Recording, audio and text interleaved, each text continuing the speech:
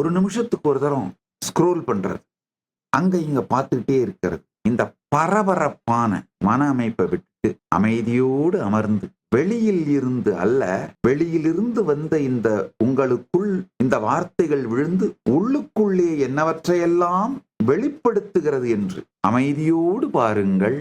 நிமிர்ந்து அமருங்கள்.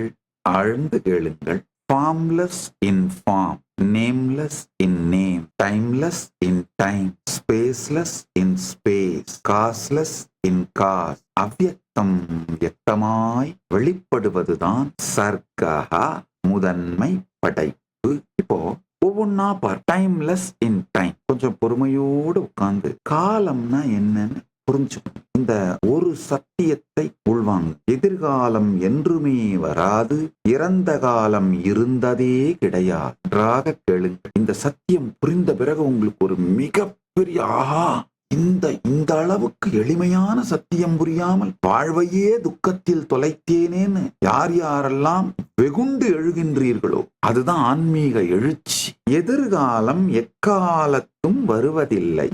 நாளைக்கு சந்தோஷமா இருக்கலாம், 10 லட்சம் ரூபாய் வந்த உடனே அமைதியா இருக்கலாம், 10 கோடி ரூபாய் சம்பாரிச்சிட்டேன்னா அமைதியாயிடுவேன், 100 கோடி ரூபாய் லாட்டரியில கிடைச்சிருச்சுன்னா சந்தோஷமாய் வாழ்க்கையே பூரண முழுமை அடைஞ்சிருவேன். எப்படியாவது இந்த பையனை இந்த பொண்ணை கல்யாணம் பண்ணிட்டா லைஃப்ல செட்டில் ஆயிட்டு ஹாப்பியா இருப்பேன். எப்படியாவது இந்த கோலை அச்சீவ் பண்ணிட்டேன்னா, இல்ல இந்த ஜாப் கிடைச்சிருச்சுன்னா, கெரியர்ல செட்டில் ஆயிட்டேன்னா, இந்த கெரியர் பிரேக் த்ரூ அமைஞ்சிருச்சுன்னா, இந்த சினிமால நடிக்கிற சான்ஸ் கிடைச்சிருச்சுன்னா லைஃப்லயே செட்டில் ஆயிடுவேன். உங்கள் வாழ்க்கையை எதிர்காலத்துக்கு விற்று கொண்டிருக்கும் அனைவரும் தயவு செய்து கேளுங்கள். எதிர்காலம் வருவதே இல்லை. காரணம் என்னன்னா, அந்த எதிர்காலம் ஒருவேளை நீங்கள் அந்த குறிக்கோளையே அடைந்து விட்டால் கூட நிகழ்காலமாகத்தான் வரும்.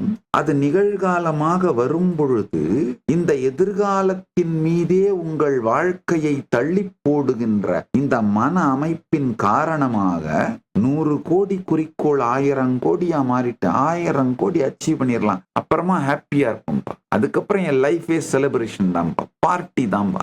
ஆழ்ந்து கேளுங்கள். எதிர்காலத்தின் மீது உங்கள் வாழ்க்கையை தள்ளி போட்டு கொண்டிருக்கின்ற, எதிர்காலம் நிகழ்காலமான போதும் எதிர்காலத்தின் மீது நீங்கள் சுமத்திய குறிக்கோள் நிகழ்காலமான போது கூட மீண்டும் உங்கள் வாழ்க்கையை எதிர்காலத்தின் மீதே தள்ளி போட்டு கொண்டிருக்கிறீர்கள். இது எத்தனை பேருக்கு புரியுது?